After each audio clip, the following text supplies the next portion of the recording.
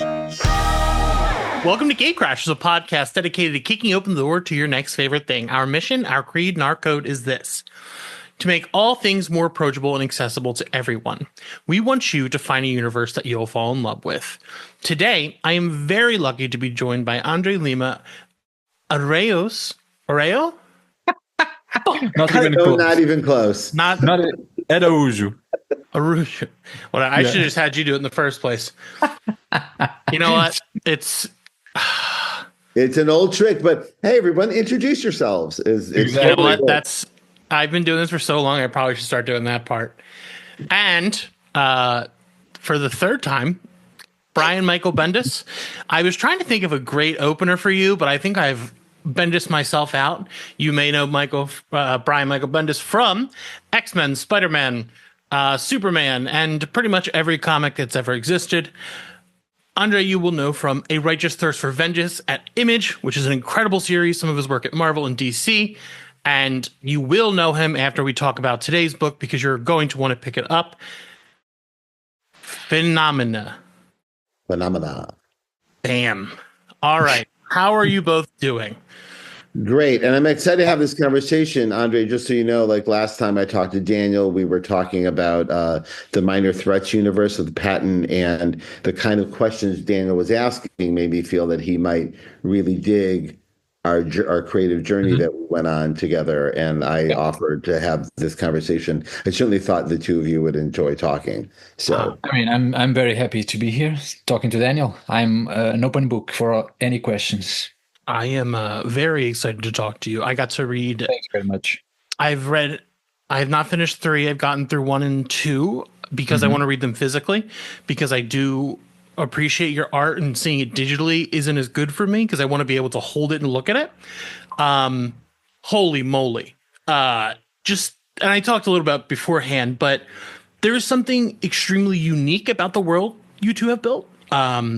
The scale in which some of these panels have, even when they're not showing full world views, there is just so much going on in every single panel that you want to explore this full world in a way that I haven't really experienced in a sci-fi-esque comic in a long time. And I think it might be a contender for one of my new favorite Bendis books. I just am blown away because the marriage of writing and art is just like completely unique. I have not seen a book like this in quite some time, so I'm very excited to talk to you both about it. Now, how would you two describe this book to someone? If someone was like, hey, should I read this? What is your kind of alley-oop pitch? Well, the alley-oop pitch it is an all ages adventure series that is using everything we know about comics to build a new world from scratch. And we say in the description, something's happened to the world, not apocalyptic, something we think far more interesting and something to delve into. And this is a world where our 3 leads, Boldon, Matilde, and Spike, are like a found family. We get to meet them as they meet each other. And it's one of those relationships that challenges each other to be their best selves as they journey through the phenomena. And everywhere they go, we meet something new and see something new. But really, it's a world where, interestingly enough, story is your value. It's not currency is kind of fallen away, and who you are and what you do and what your story is, it really is the value of you. And that kind of is the theme, is that you are what you do, not what you say and what you pine to be, but what your actions actually are, and what that actually could mean to a bigger society. Like, what if everyone really just tried to be their best selves, or try to be the story that they want to be? And as we're meeting our characters, each of them has a secret, something that the phenomena did to them and their families. And each book is take us to their family and kind of unpack what happened. And by doing so, we get to unpack the mysteries of the phenomena in what we were hoping would be not the traditional way that things get revealed. And as you said earlier, one of my favorite things about the reading experience is that a lot of the world building is visual, and we don't. In fact, we went out of our way not to narratively explain, but like look around, like take some time. Every single panel, André is elevating and showing a version of something we've talked about endlessly between ourselves. So the story gets, as you get into the end of the first book and into the second book, get to see more and more and more details that reveal what could have happened and what has happened and where we might be going. So, and if you like things like Avatar, the Airbender, and like Miyazaki, there's a lot of things that we were reaching for, but at the same time trying to do something brand new with the space we were given. What do you think, Andre? Did I say that right? You said that perfectly. I was trying to add something to it, but it's hard. But like from my personal point of view, Brian was quoting some references. Like I always thought of this as an old school RPG, like a Final Fantasy for PlayStation or Dragon Quest, something like that. A Legend of Mana, one of those games where you pick a character, you start on a place, and then you go and you explore, and eventually the big open world opens up to you, the map, and you go and explore, you meet new places. And no matter how tough things get along the way, there's always this sense of exploration, of discovery, and of having fun through and through. So I think that's pretty much what the vibe and the tone of it is. And then with the added stuff that Brian was saying that makes it specific and unique, particularly the thing that Brian really came up with that I always loved about story being currency. So like they exchange with stories, they tell stories in trade for other things.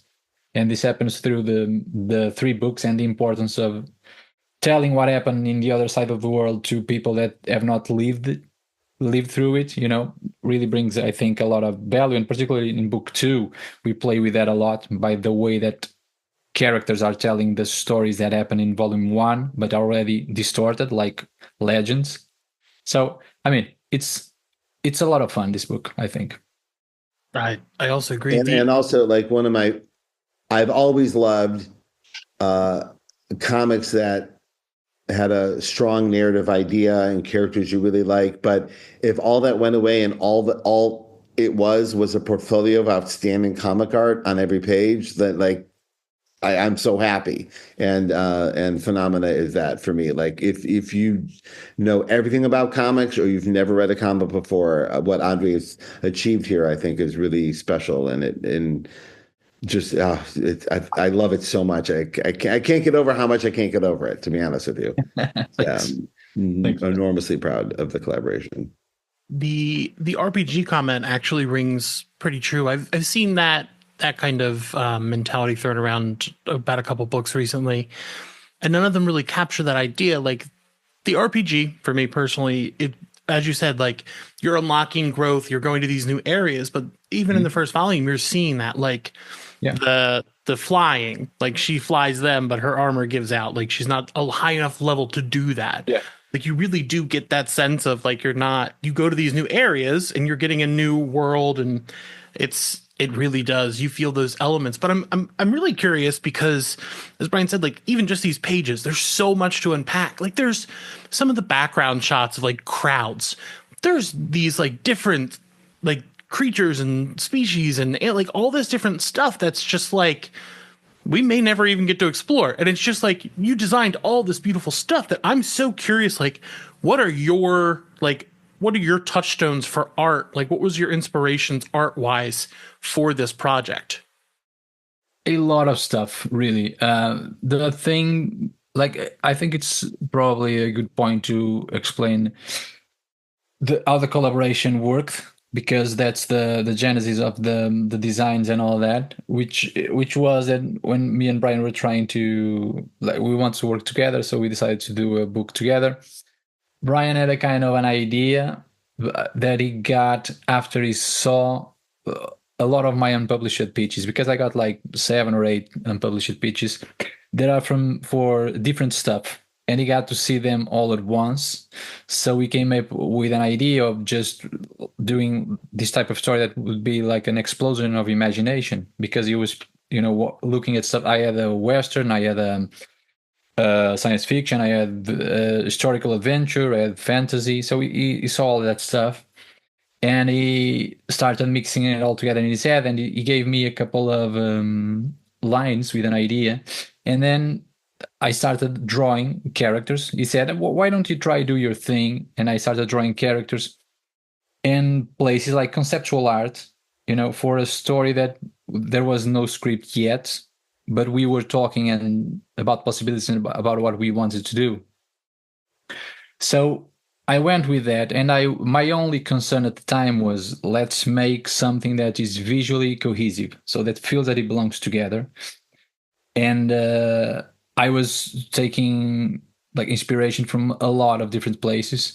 There's a lot of video game conceptual art that I like, stuff like Mass Effect, Assassin's Creed, God of War, and only I would pick. What I do usually is that I pick like, okay, I like this video game, so I go and I either the concept art book or I get images from the web. Then I look at all of them for a while. Then I try to think of, why don't we merge this with that video game that has nothing to do, but has nice ideas. So we start putting stuff together, and I go through loads of images to make sure that I'm not copying one model or anything like that, Then I add my stuff as well. Sometimes it starts the other way around, is that I got an idea for a character, and then you remember something that you saw in a movie, and then you add it in, and then you twist it and tweak it to make sure that it feels like it belongs. And in our case, it started building up to this mix of science fiction and fantasy. And it's like all things. I think that all artists will tell you the same story, probably, that is a bit of a Frankenstein always in the way that we distilled all of this inspiration. And it's just not comic books or video games or movies. It's really anything that you get to see a picture of some traditional clothing from somewhere, a picture of a town that you think that this would look nice if they had a nuclear reactor in the middle and a spaceship crashed behind that building, and there is images that I used from Lisbon, for example, for some of the city bits. Others are from a nearby town where I live, another one from other countries as well. There's obviously Toronto on the thing. There's London on book 2, Toronto on book 1 and 3.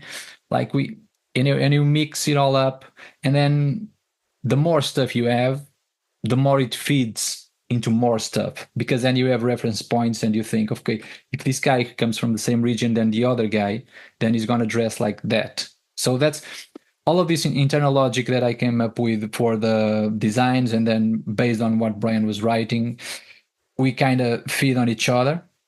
So I would send him designs, he would write, and that would spark new ideas from me. My design would spark new ideas for him. He would pick characters and places and say, these characters on this place that you drew are doing this, this, and that, And it was like pre-use between ourselves. The stuff that he would do, I would pick and run with, and the stuff that I would do, he would pick and run with. And that's pretty much how it was.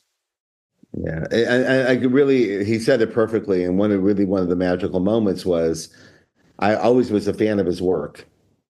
He was working with friends of mine. He was working most prominently with Sam Humphries, who I'm a dear friends with.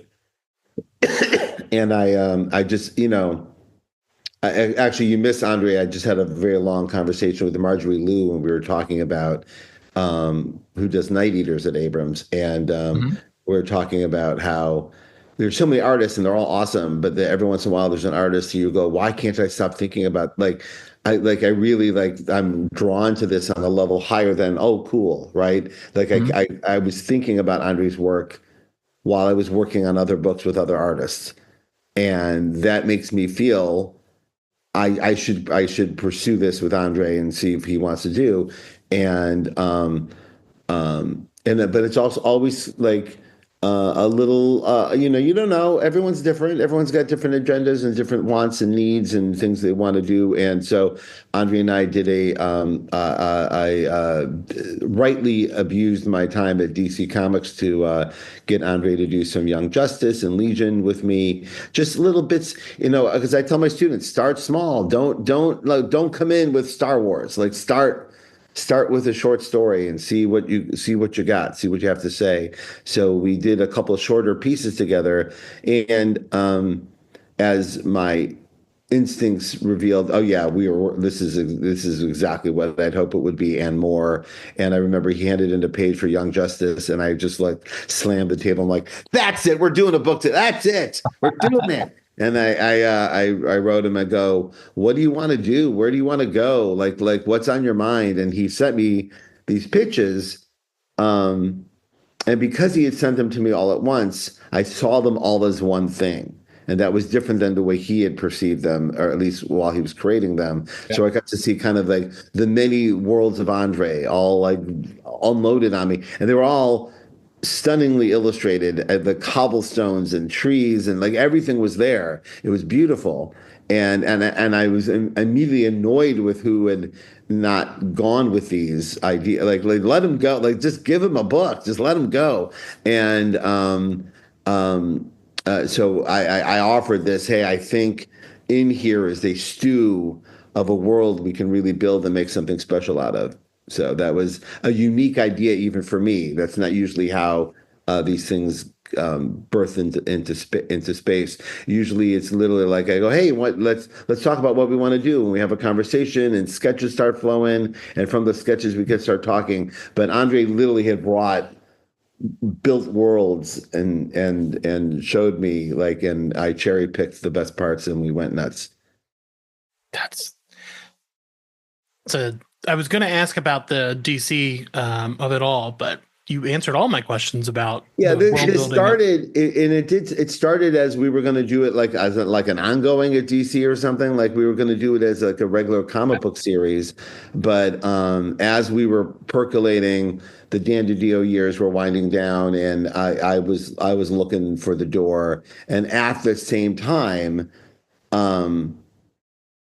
the world of graphic novel publishing was evolving very quickly into a space that was both surprising and goddamn delightful. You go in, like in America, Andre, you go into a Barnes & Noble, and there'd be a wall of YA-themed graphic novels. Mm-hmm. A world that did not exist when I was coming up in comics, like a space of, that, and when you see it, you can't help but get a little emotional, like, oh, things are evolving in a literate and artistically beautiful way. And then every once in a while, there would be a Miles Morales book right there on the shelf with all the others, and Naomi was showing up on the space with the others, and I was like, oh, I guess I'm one of those authors, because I came up as a crime writer. So, just being a superhero writer was exciting. Then to also find that the world perceives me as a YA author on too was very exciting. And we went to my book agent and said, hey, here's the thing we're building. What do you think? Is there a space in the new world of graphic novels for us to find it? And we went out. We got a couple of offers to publish it, which was amazing to us. Again, it's all new, and any offer is amazing. But to literally have a couple was cool. We had a couple of people who wanted to do it in color.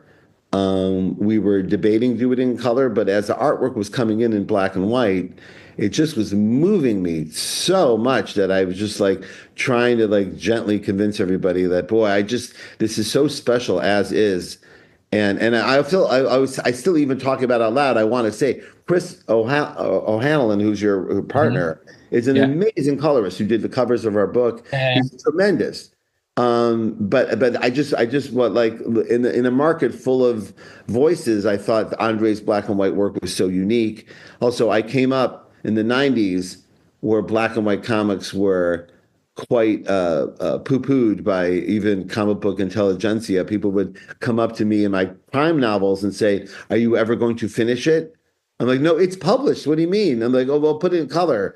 like I did a book called Jinx or Torso, and then people go, "Are you ever going to color it?" I go, "No, it's a black." I don't understand. So over the years, part of the stigma that went away was that black and white is also a finished form of artwork, thanks to like The Walking Dead and Bone and other books that had found their Sin City, who had kind of like reestablished that the voice can be in any style that you want. So Abrams agreed that we could do it in black and white with tones and really create something special. And we were off to the races, and we ended up with a publisher who just really believed in us. And it's been a really great experience. Charles, who runs Abrams Comics Arts, also greenlit the Alex Ross Fantastic Four book, and as I said, Marjorie Lewin Sana's Night Eaters, and it's just this line of graphic novels that we're not only happy to be published, but very happy to be published with the authors we are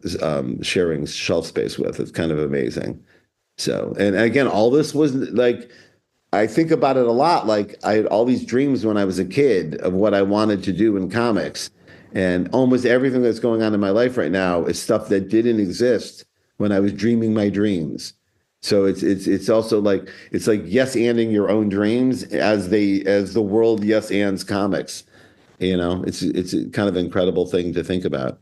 And I love that my old madness it now comes out of when I was a kid, we didn't have graphic novels, but it really is a tremendous to be part of. And when like I just did a signing in Pittsburgh, and you got kids with only graphic novels. It's the only way they read the books. It's quite wonderful. I love it so much. I'm curious about that. For this, you got to write for the trade. So you didn't have to write in individual blocks, and you got to draw for the trade. Was that easier as a team? Like, what was the strengths of that over doing it in a weekly / monthly installment? Sorry. Was there any was there any story elements that you think were strengthened by not having to hit a 22 page every month and letting something breathe in a expanded format? Yeah, I mean, the scenes, you can run with them in a different way. I think I like the format of the 22 pages. I think that it's a good format, but we keep if you look at creating on books, and now I'm creating a new book as well that is going to be on that monthly format. And the thing is that ongoing, by the way, the new book? Yeah. Cool. And the thing is that you never stick to the 22 pages, because you're gonna always, it's created on, so you can do kind of what you want. So you ended up running 24 pages or something like that. And but I like the format and I like exploring it. But at the time I was also keen on doing this book thing with Brian. We both were very excited about it, because it does free you of those limitations of thinking I need to end these 20 pages on a cliffhanger of some sort, or like we were free of that constraint, and it was just, we could build, for example, if we wanted to. This is not, I don't think this is the kind of book, but this could be a slow build, like Once Upon a Time in Hollywood by Tarantino. Like, it's a slow build, and then in the end you get that explosion of violence, for example. It's harder to do that when you have to put 20 pages a month, right? Because the slow build kind of gets lost in between issues, and then in the end you kind of don't really know what you're doing or reading anymore. So I think that stuff like that you can perfectly do when you can expand the action, like we did. In our case, I think it allowed us to just explore stuff further, and sometimes just jump into little sections and not worry, is this going to be on page 18? Because now we need to wrap the issue. We didn't have to worry about that. We could have our sequences be as long as we felt they would need to be. We had our final count of pages, so we knew that we need to aim at page 136. I think that was the number. Still to this day, we don't know, right, Ryan? The total page number. No, there's no way to know. That was always a debate. Like, oh, okay, but how many pages do we have? Because we have 100 and something drawn, so we need to wrap this up. But you can build 80 pages away for something, or you can choose to do it however it is that you want to do. So I think that's a strength of that that specific type of format. And it's more a characteristic, I would say, because you don't really, I don't really feel like one is much better than the other. I think it's more of different possibilities that you have as a creator. Yeah, and listen, my relationship to monthly comics was like some kind of hyper anxiety hamster wheel that I obviously adored or I wouldn't do. But there was a time where I'm writing a handful of monthly comics at the same time, all in different genres, all with different collaborators with different energies. And I loved it for a very long time. But that was literally my all-consuming day was the books leaving on Friday, the books leaving on Friday, the books leaving on Friday. And versus this, we were done months and months ago and it goes off to China to be printed. And there's like, and there's just a different energy around publishing a book, and the book gets published on its sales date versus the train's leaving the station with or without you every Friday. Which again, I loved. It's something I actively pursued and then kept adding projects to it to see how much I could get done in that space. But at the same time, boy, this is much more delightful of not having to I know there's less anxiety involved because there's so much curation, like so much time was taken in production. Like we had weeks and months of Abrams just like showing us files and organizing, and so everything felt very looked over and very where with monthly comics there could be like, oh, we made a mistake, we'll fix it next month, and that's cool too. I honestly I really like both, but I do feel after decades of being on the hamster wheel that I definitely learned everything about myself in that space that I was going to learn and then some. So this way of doing things, I'm still kind of rattled around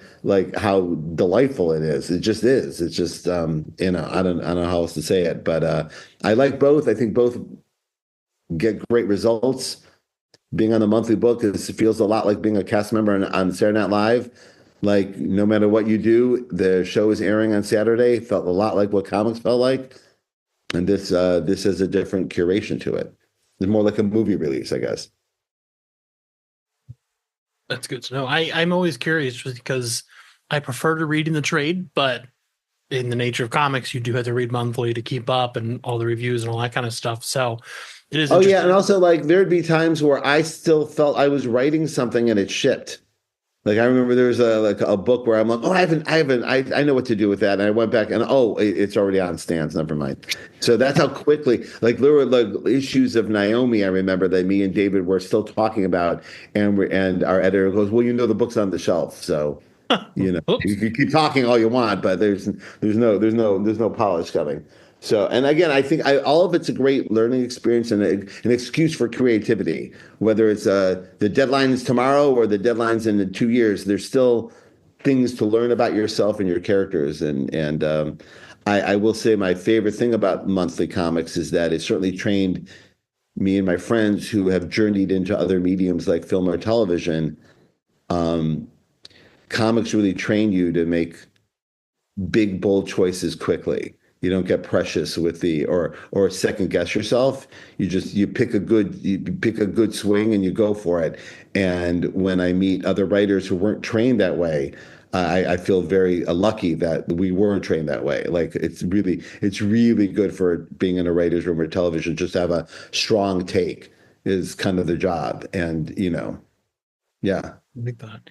Speaking of strengths, Andre, as I was reading, we talked about this a little bit. The scale of this book is immense. I'm curious how you go about building a scene.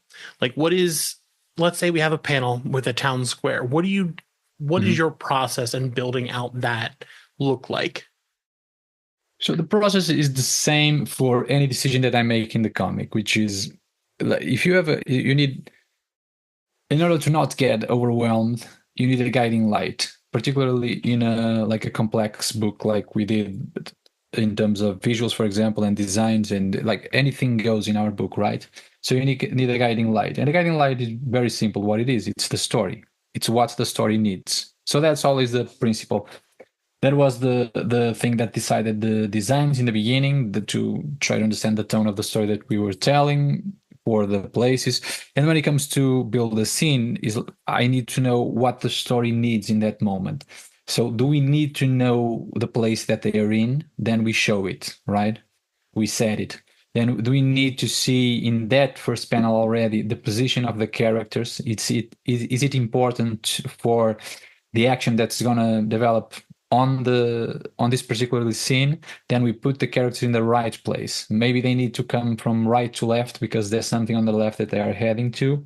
And then on panel 3, for example, maybe there's a guy that's going to interrupt them. So let's establish him right away on the first panel, unless it's a surprise, like someone that we saw before. We don't want to tell the reader right away. So maybe he's coming on the next page. So, that's the type of process that I go through. And do we need to see the emotion of the character? For example, is a character walking through a big square and is he worried, for example?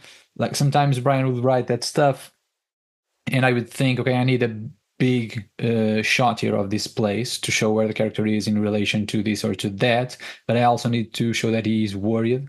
So like, let's add a thin panel just with his face following that, or maybe in the beginning. I mean, depending on the type of what you want to run with first. Maybe you want to, on the first page of the book, for example, on the book 1, you got a face of Boldon that is with an expression of wow, he's in awe of what he's seeing, and then you see what he's seeing. So this is an old trick that I learned with Steven Spielberg, right? The reaction shot first, and Me too. Stole it every day of my life.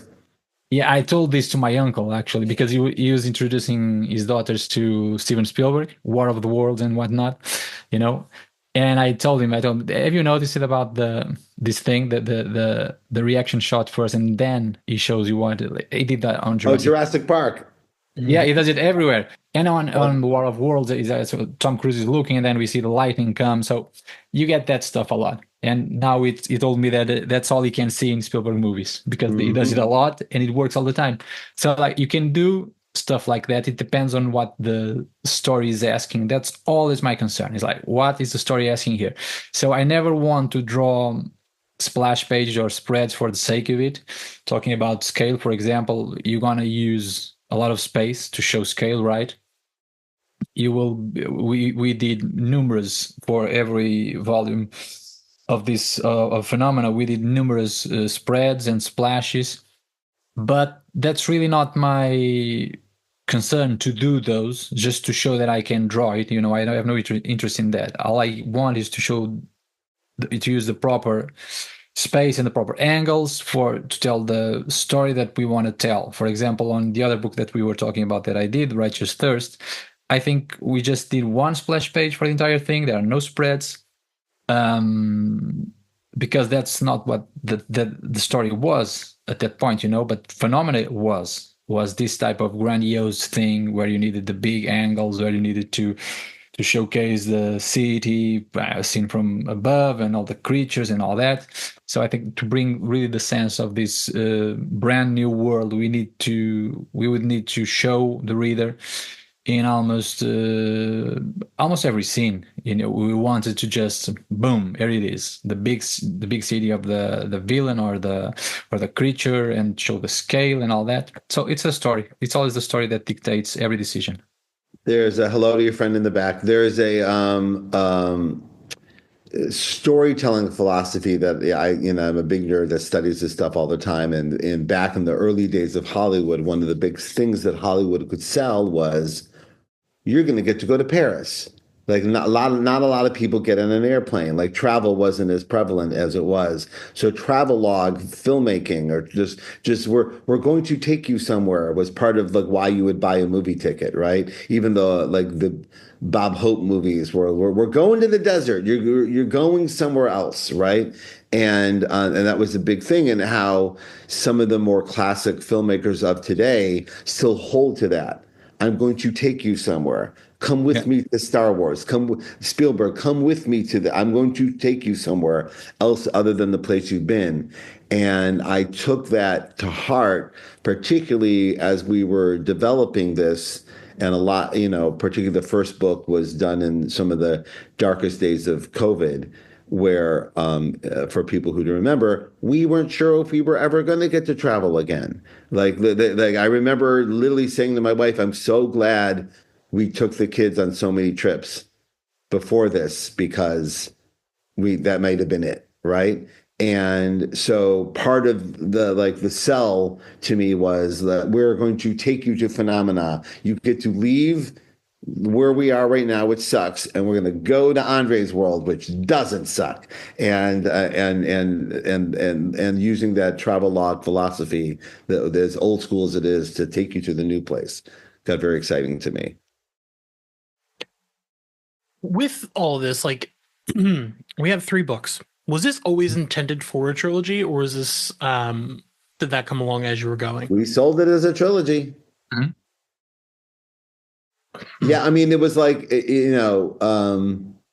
you hope for it, like that. That's what we have enough. And they agreed that it was enough, and also, I am, because of my age, a trilogy baby. I grew up with trilogy language, from Star Wars to Godfather to Back to the Future to a series of books that I've read over the years.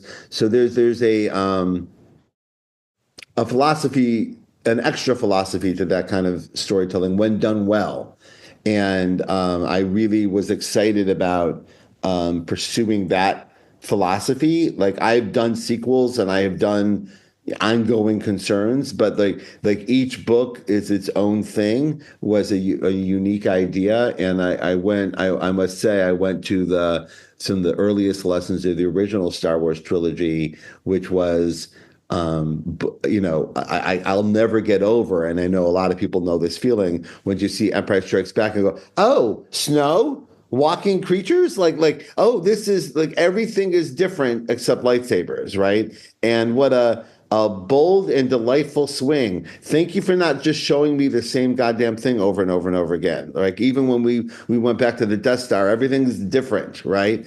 And I really thought that was one of the smartest things George Lucas ever did. Was everyone's got new outfits. Everyone's dressed for the new thing, right? So that was when book 2 opens, and we did say we're going to this other place, right? So this other place means we're changing our clothes, and it's going to feel different. And again, we're so lucky we get to travel. So I've been to many, many different cities and many different cultures all over the world. And when you get to a new place and it's got its own vibe, that's super exciting. So like, a lot of what I was hitting Andre with in the script was just vibes and prompts. It wasn't even like script. It was just like things to think about. Like this, it felt like that Billy Joel song. I was just yelling words at him, and for him to like put in a stew and bring back any way he wanted. And every single time I threw prompts and stew words at him, it came back in a way so much better than even when I was in my heart, my warmest heart, thinking of the best Andre. Andre always beat the one that was in my head. Those opening spreads in book 2 floor me. They, to this day, floor me. I can't believe I get to put my name on them and pretend I had something to do with them. Take credit for them. No. But I will say, and to get to the I know you're into the how we collaborated.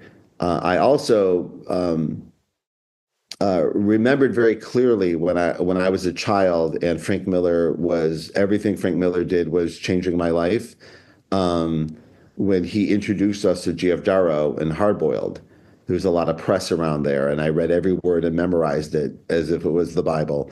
And one of the things he said is, like, when I'm writing for myself or writing for my friends that draw like me, there's a different way that you collaborate. But when you're working with someone like G.F. Darrow, who's clearly got a vision of the universe and himself and everything that's more than what you can achieve, you kind of figure out, like, it's your job to celebrate that and get the fuck out of the way. Just like really, like, do everything you can to support what's happening, and also have enough self-respect and respect of the process to back off, right? And I took that to heart. Geoff is someone I've admired my whole life, and someone's obviously an influence, one of the influences on Andre. So it made me think of, oh, here, I think I know what my job here is to like prompt and step back as often as needed with a full knowledge of Andre. I'm only stepping back to let you go, but I'm fully here. Like, come to me when you need to, right? And so that's the result of what you see, particularly in the second and third books. You see that getting me getting better at that part of it all the time. At least that's what I see. And being able to shut up and let the art tell the story is a very healing thing for me personally. So it was very good experience. Also, with your world, you have built what seems to be full languages and things like that. One word in particular, Nucknot, seems to be your curse word. There's a few others sprinkled in there. How did all of that develop? Was this you two pitching back and forth? Was the letterer involved in the development of the language? Because I saw a couple panels where it's written. I was just curious how all of that came to be in the world building itself. That's again learning from my heroes and the sci-fi that I like. I'm kind of a prickly pear when it comes to sci-fi and fantasy, which is weird because I'm such a genre baby. And there's some genres that I'll put up with anything from, right? Like oh, there's the heist. I'll listen to anything you have to say, right? But with some genres, I find myself getting show me, I dare you, show me something else, right? And so I wanted to put my money where my mouth was. If we're doing this and we're entering like an elevated space of what some people would consider fantasy, then let us make sure we're delivering that thing that I think that I always want to see, which is a strong opinion, a strong take.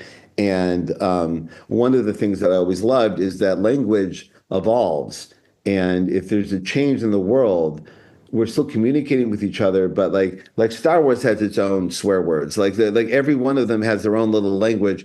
And you'll hear like Spielberg talk about like you want to let them know it's salty without getting the R rating. Like even, I remember even the Goonies have a couple of turns of phrase they use that are, oh, that's supposed to be swearing, right? And there was a couple sitcoms that I grew up with. But the Norma Lear would talk about how like this character should swear. Like if the reality of this character would swear, but I'm just not allowed to. So I came up with interesting turns of phrase that are basically exclamations of frustration, like meathead. That serve the purpose of swearing. So it lets you have your cake and eat it too. I like that. I always like that. I think it. Just you don't need to come up with an entire language. I mean, you can if you are Tolkien, but if you can come up with just a few words that will make it feel unique. I always loved Necknot, and it reminded me of Frack from Battlestar Galactica that they kept using. That's a perfect example. Isn't it perfect? Because you know what it means, but they just say frack over and over again, and it just, okay, this is Battlestar Galactica, that's what I'm watching, and the word, you just need to put it out there. If you have seen the show, you will immediately think of that show. So I think I like that, the little tweaks, that sometimes you make to things that don't require this enormous efforts, creative effort, just to come up with an entire new language. Because also then you have the disadvantage. I remember reading an Isaac Asimov book once that he had a preface in the beginning that he was explaining, like a couple of pages just to explain that you are about to enter a world where people live in a different planet, but they are kind of similar to us and they use kind of similar things. But when I say television, he wrote, it doesn't mean exactly a TV like the one that you own. A computer is not the car is not exactly a car. But there's a point where I cannot be using just made up words, otherwise nobody will understand the story. So I think that was a good lesson, I think, and it just added a few quirks to it all. and then you knew that you were on different, like there was a seven suns in the sky, for example. So he was referring to that all the time. So we were always aware that you were not on the same planet that we are. Yeah, those are both perfect examples. And also, there's been examples where there's, like as you said, where there's too much of it, it becomes impenetrable, or you're like, and some authors do this to great success, where I challenge you, like Dune. You have to memorize all these things to like really understand what's going on, and either you're in or you're out, right? And so I knew what level of in or out we wanted to do here, and also by it just being like a spice and flavor, it's saying it's still our world, just things are different. They're calling avocados this now. Okay, why? That's a question we will answer. Like, so it's language that is asking questions without literally someone going, why do they call them avocados? It'll get answered naturally throughout the story. So, yeah, I'm someone who loves that kind of use of vernacular in different worlds. And to your point, Andre, I was thinking, I was like, yeah, I think that's just like a sign of a good writer. Like Clockwork Orange has it too. Like there are word replacements that they're like, this is your world, but it's not. Like these words mean something else. Like it's one step to the left of what we know, so it's not exactly what you should be expecting. Exactly. And then Nerf Herder is the big one for most people. Is Star Wars. That one. It's a great turn of phrase. It's effing perfect. And it's great because then your fans will have those things that they can say to each other. So it's just a fun. No, but even as a kid, when I watched Star Wars, I remember going, "Ooh, what's a Nerf, and why do you need to herd them?" Like immediately, you're like, "Well, now tell me this." Like it fills your heart full of imagination without frustrating you. Yes, you just feel like, "Oh, are we going to meet the Nerfs? I would like to meet the Nerfs, and I would like to herd them."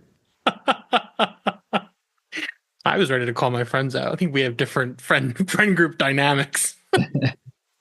And also, I've also been in a situation, I must say, in Marvel, where I inherited an advanced language, like on Guardians of the Galaxy. Like other writers had made choices that I got to play with, right? Like I Am Groot is another version of that, where we know what this means, right? And so trying to apply a new flavor to that was very interesting to me. Yeah. And also, words are language, and you want to kind of it's a big part of like this. Words are music. Not to get too Bjork on you, but their words are like when people read certain writers, there's a musicality to their writing that you're just attracted to, even over the subject matter in any medium. And so in comics, it's a very special blend of that kind of music over this art. So it became to me a version of like Andre is setting a table and this is what it should sound like, right? And it shouldn't sound exactly like our world. And every once in a while there's like someone says a word in Star Wars. I'm like, oh, they still call them showers. Like there's always like where I trip on that. Oh, they're still calling it that's Yeah. It's very funny to me which words I trip on that no one else cares about. I love that. So typically I start all interviews with a special question, Andre, but we started hot out the gates. So I do want to ask you this to wrap us up here. Mm-hmm. And Brian, I have a special one for you because I have to think every time for you for a new one. What is your favorite sandwich, Andre? My favorite sandwich? I already answered this. I'm on record, so I'm good. And I stand by my statement. That's a very good question. I'm not sure. There is one that exists in Portugal that is not really a sandwich, but everyone that comes here talks of it as a sandwich because it has 2 slices of bread, Then it's a but sandwich. It's not, and I'm going to explain why. Because it's on a deep dish and it has a lot of really hot sauce on top of it. So like it's drenched in that sauce. There is a famous video, I think it was an American, of course, that tried to pick it up and eat it. it doesn't work like that because everything falls because there's too much sauce in it. It's called francesinha, which literally means little French girl. That's what it means. And it's two slices of bread, and then it has a slice of beef and sausages and a lot of cheese on top of it, a special sauce that has beer and tomato and spice, and a fried egg on top, and then a bunch of French fries that you dip on that, and you eat it all. And it's one of the most delicious things that you will ever eat in your life if you get a chance to. That does sound delicious. Yeah, it is. Still sounds like a sandwich. Yeah, I wouldn't pick it up. Sounds messy. You need a fork and a knife to eat that. It's you cannot eat. I will slap anyone that tries to eat that thing with their hands because it's disgusting. Yeah, I'm prone to dropping everything on myself, so I'd avoid it. Now, Brian. Yes. We have spoken a few times, and I have picked up on different things from you. You love movies. You love film. What is a movie that you think more people need to watch? What is a film that has inspired you that most people haven't seen?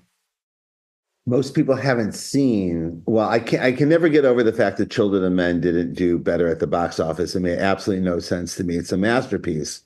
And to this day, even as I teach, when I bring it up, It is. I'll show a clip of it in class, and everyone goes, "What?" And then I've had the experience of my students go home and watch it, and they're rattled to their core that that somehow this exists in the world, and literally go, "What others are there?" Like I'm sitting on some thing. So my immediate reaction was Children of Men and movies like that just are little masterpieces that somehow don't get the attention they deserve. They certainly do among storytellers. There's nobody I know that doesn't think Children of Men isn't one of the greatest things that ever existed. But it certainly was also, in a weird way, part of the DNA of phenomena as well. Because even though that's 100% apocalyptic in almost the most devastating way, because it's just it's going to get worse. Nothing good's coming, right? But right there is kind of I've never seen anything like it before, and also just filmmaking wise. It's I haven't watched it in years. I should go back and watch it. Do you want an amazing movie that no one watched before, and most people have never watched it? I've watched it once. It's almost impenetrable. It's impenetrable. You will not understand the movie, but that's not the point. It's called On a Silver Globe. It's a 1988 Polish movie. It's one of the most beautiful movies that I've ever seen in my life. It's stunning. And when I mean stunning, I mean Kubrick level, Tarkovsky level. Wow. That's how good that movie looks. Costumes, it's a science fiction movie. The costumes, the shots, you will not believe what you are seeing. And you will not, I will send you the trailer. You are going to look at it. Oh yeah, please do. Your reaction, because my reaction is, how is this not talked as a masterpiece like a Kubrick movie? And then you will watch the movie and you will understand why, because it's impenetrable. You cannot understand what's happening at all in the movie through most of it, but it's so good looking and it's so weird that it's worth the time for any visual artist to just go sit down and watch it at least once in their lives. Another one is Adaptation by Spike Jonze, which I know is a big movie with big stars in it, but it did not make a lot of money when it came out. And it's not one you see floating on the streamers. And that's another one when I show the clip of Brian Cox letting Nicolas Cage have, when I show it in class, I had the great experience of one of my students go, because they're young kids, and they go, "I never know Nicolas Cage made a good movie." And I went, "Oh, he's won an Oscar." And they go, "For what?" Because in their lives, it's just been nothing but, madness for a decade. So it's just very funny when I say this. I'm really enjoying sharing culture like that, with a very, very happy to discover things that they didn't know about, It's honestly some of my favorite podcasting I've done this year is I went on Blank Check with Raiders, and I just did Comedy Bang Bang, who did The Good, the Bad, and the Ugly. And that was one where we heard from a ton of people that decided to watch the movie because we were talking about it. I love introducing people to stuff they haven't seen before. It's so exciting, both in comics and in film. It's So the best. What else should people be picking up from you other than Phenomena? well, Andre, you got your stuff with Rick? Yeah, I did Righteous Thirst for Vengeance. We did. It's 11 issues long. You can easily find it in 2 trade paperback volumes or a very, very nice deluxe edition that we did. Like, it's oversized. It has 60 pages of extras. It's really one of the best put together books that I've ever worked with. Phenomena as an incredible edition as well through Abrams, like really beautiful, really good quality paper, top-notch stuff. I also did a book many years ago called Man Plus that I wrote and I drew, so you can track that down if you want to try. And If you read Righteous Kill and Phenomena together, you'll be so impressed with Andre. Like, one of them is impressive, but both of them together being produced around the same time in his life is one of the great hat tricks of comics of the last 10 years. Brian usually says that, and it's because I literally did Phenomena book 1, then I did Righteous Thirst in its entirety, then I came back to do Phenomena books 2 and 3 back to back, and now I'm working again with Rick. So it has been Brian Rick for the past 5 years and a half at this point. And I'm rooting for Andre's next chapter be involved. Andre writing and drawing something. Oh, that is yes, what I'm rooting for as a fan. Thanks, man.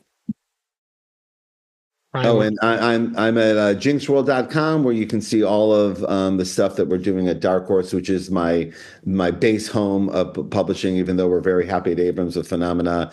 Dark Horse is where we do Masterpiece with Alex Maleev and The Ones with Jacob Edgar. And just this Thursday, a major announcement coming out of Dark Horse that'll be in some of the Hollywood trades. And I'm very excited to share the news with everybody. Very, very excited. So big announcement coming. But I also just put out a book called Fortune and Glory, the Musical, which is an autobiographical look at my short time writing the disastrous Spider-Man Broadway musical. And it is a book that I'm very happy has landed with readers, and the response has been just about as great as you could ever hope. I've reunited with friends. I've just an incredible experience of having people read this and reach out to me, because it's also a I love comics and let me tell you why book, and that brought up a lot of lovely things, lovely relationships in my life. I've been afraid to read it because I love Spider-Man the musical. I went and saw it on Broadway. I loved it. Did you see I saw the rewrite. I saw the second original. Like, no, I didn't get to see the original right. with the God. I didn't get to see. That's what I wanted to see. I want to know, but well, this story takes place 7 years before the events that brought the Broadway musical. This is a different world, and it is mostly about comics and how great Walt Simonson was to me as a kid and things like that. So it's how I ended up in that space more than being in that space. All right, I will read it. I'll send you a PDF. You can read it at your own accord. Well, you can find us at gatecrashers.fan, where we do all of our interviews, reviews, and analysis. And thank you both for being here. Thank you.